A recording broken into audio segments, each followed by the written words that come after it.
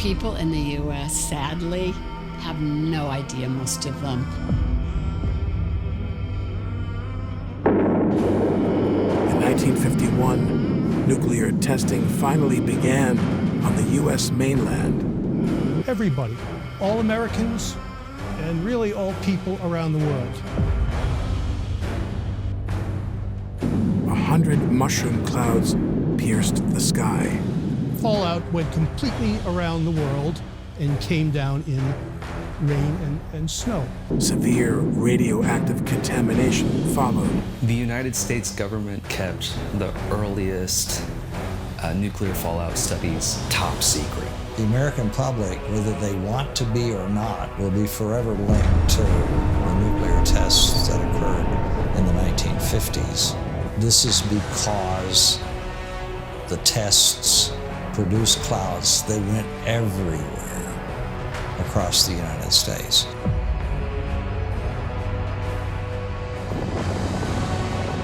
And nobody warned us. We never got a warning. Never got any warning. So the bombs that got us were the bombs of our own governments. It was a nuclear war.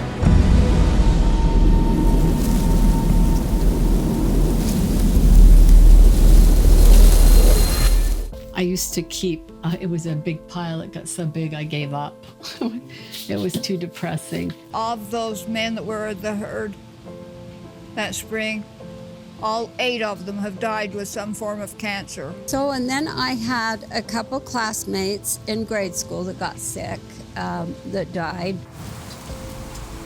But I will still keep fighting to my last breath until they are acknowledged for what they did and what they were exposed to. I think I have this enormous responsibility to do this work. The hardest part for me is to believe my own government killed my family.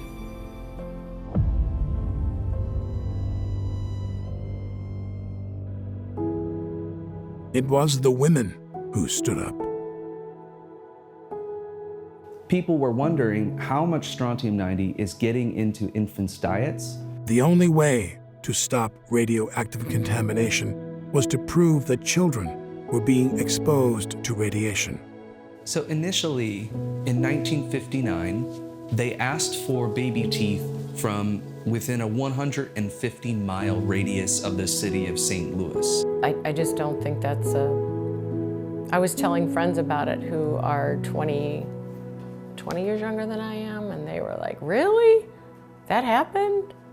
I believe it was 1959, and I was 7 years old and went to school, and the teacher said there is this project that's going on, and they're requesting that children that have their baby teeth fall out.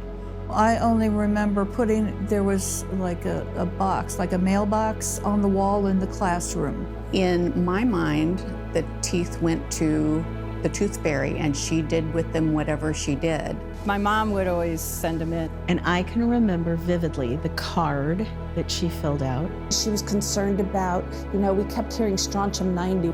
Well, my parents would have mailed it. Most mothers did. It was almost always the moms.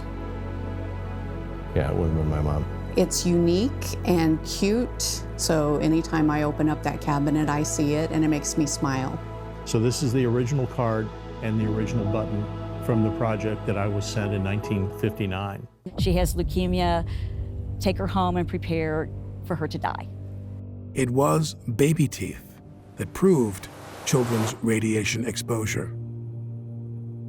There had been a 30-fold increase in strontium-90 uptake in children. November 1st, approximately 50,000 American women who described themselves as housewives and mothers went on strike in 60 cities around the country.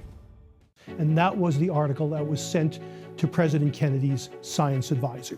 And I answered the phone, and there was this pause and said, this is John Kennedy. Can I talk to your mom?